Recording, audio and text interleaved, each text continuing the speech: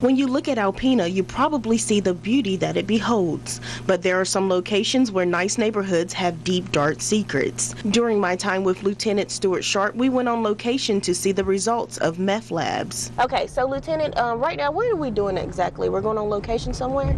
We are. I'm going to show you what the results of a meth lab have on our community, not only as far as it relates to a person's physical being and their relationships, but what it does to our community. The aftermath is something that our citizens have to live with. They have to see it every day, and right now the potential hazards are abated, but the shell of the home still exists. According to the annual report, H.U.N.T took down 5 meth labs and arrested a total of 9 people on 34 counts, ranging from purchasing or operating and maintaining a lab.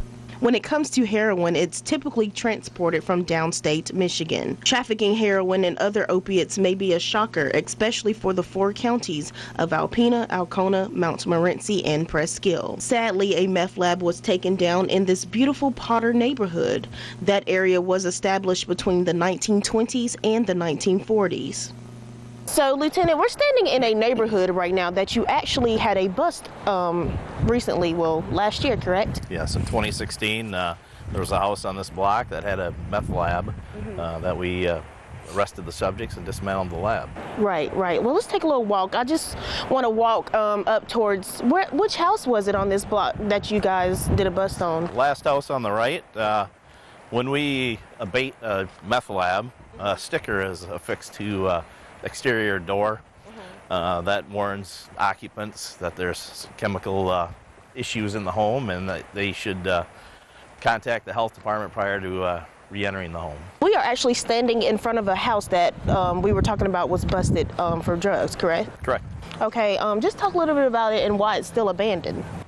Well, whomever owns the home is trying to remodel the home, and you know, the things that were contaminated are being removed, and it's a slow process to remodel the home. Right, and normally, like I said, it could be anybody. It could be your neighbor. It could be your best friend. This is a nice neighborhood. You were talking a little bit about the history of this neighborhood. How many people did you actually bust at this home? There were 2 people that we arrested. There's more people within the investigation, and they were on the periphery of it.